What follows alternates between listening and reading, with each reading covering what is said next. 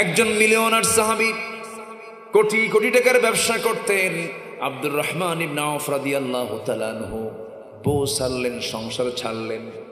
মক্কার সাজানো গোছানো সংসার, ছেলে মেয়ে, এত বড় সাজানো ব্যবসা সবকিছু ছেড়ে দিয়া নবীর পিছনে হিজরত করে মদিনায় চলে গেছেন। নবী একদিন তাকে দেখে ফেলে রসুলকে দেখে বলছেন, আব্দুর রহমান, এই দুই চোখ সাক্ষী তোমার মক্কায় কত সম্পদ ছিল, বিশাল সম্পদের মালিক তুমি ছিলে, সব ছেড়ে তুমি মদিনায় চলে আসলে, তোমার কি কষ্ট হয় না? আব্দুর রহমান ইবনে আওফ জবাব দিচ্ছেন, ইয়া রাসূলুল্লাহ, হিজরতের ফলাফল আল্লাহকে পেলাম, রসুলকে পেলাম, এর চাইতে বড় আনন্দ আমার জীবনে আর দ্বিতীয়টা নাই। সব মাইনাস করে দিয়েছেন। বউটাও আসে নাই, বউটাও ঈমান আনে নাই। রসুল বলছেন, আব্দুর রহমান, আমি তোমার জন্য দোয়া করে দেই, তোমার জন্য ব্যবস্থা করে দেই। দেখিতে মদিনার কোন ধনী সাহাবী আছে, তার সঙ্গে পরিচয় করে দেব। এক ধনী আনসার সাহাবীর সঙ্গে রসুল পরিচয় করে দিলেন।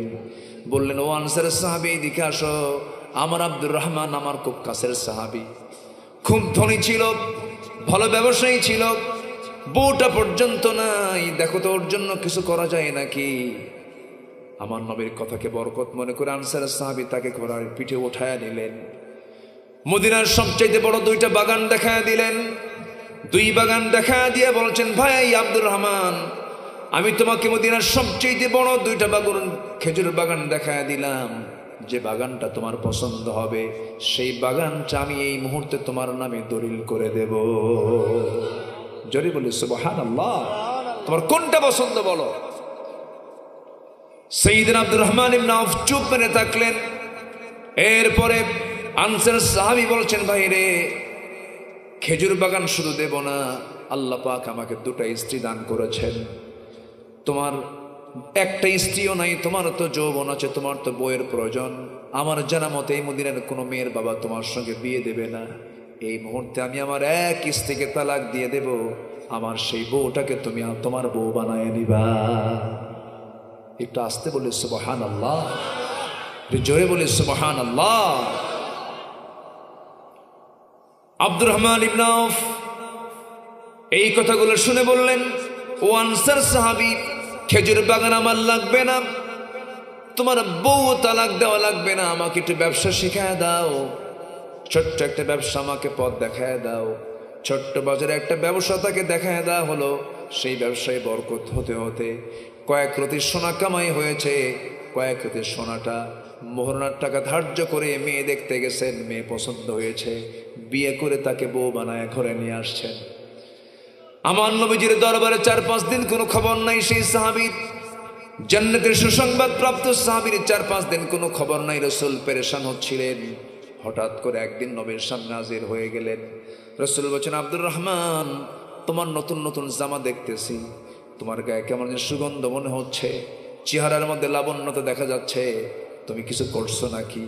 আব্দুর রহমান ইবনে আওফ মুস্কি হাসি মেরে বলছেন, ইয়া রাসূলুল্লাহ, আমি তো বিয়ে করে ফেলেছি। রাসূল বলেন, বিয়ে করলা তুমি? আমি তো দাওয়াত পেলাম না।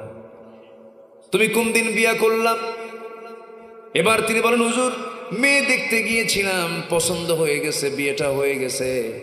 আমার রাসূল মনক্ষুণ্ণ হলেন না, শুধু বললেন, তুমি তো বিয়ে করেছো, কিন্তু আমার জানা মতে তোমার কাছে কোনো টাকা পয়সা নাই, তুমি কেমনে বিয়ে করলা? মোহরের টাকা কেমনে আদায় করলা? সঙ্গে সঙ্গে তিনি বলছেন, ইয়া রাসূলুল্লাহ, ওই যে আপনি দেখিয়ে দিয়েছেন আব্দুর রহমান ইবনে আওফকে, সে আমাকে ছোট্ট একটা বাজারে দেখায় দিল। ছোট্ট বিজনেস করতে করতে কয়েক রতি সোনা কামাই করেছিলাম, আনি নয়, কয়েক রতি সোনা। সেই সোনাটা আমার বউয়ের মোহরণ হিসেবে ধার্য করে আমার বউটাকে আমার ঘরে রানী বানায় নিয়ে আসছি। আমার নবীজি দারুণ খুশি হলেন। আমার রাসূল দুটো হাত উঁচু করে আসমানের দিকে তাকায় বলছেন, আল্লাহ, আমার এই প্রিয় সাহাবী আব্দুর রহমানের পরিবারও বরকত দাও, ব্যবসায় বরকত দাও। নবীজির এই কথার বরকতটা এত বরকতময় হয়ে গেল যে তিনি যখন দুনিয়া থেকে বিদায় হন, তার 13টা সন্তান তিনি রেখে যান। আর এত সম্পদ তিনি দুনিয়াতে রেখে যান যে সন্তানগুলো তা রেখে যাওয়া শুধু সোনাগুলোকে ভাগ করতে নিয়ে সাধারণ কোনো জিনিস দিয়ে ভাগ করা সম্ভব হয় নাই। কোদাল দিয়ে কেটে কেটে সম্পদগুলোকে ভাগ করতে হয়েছিল।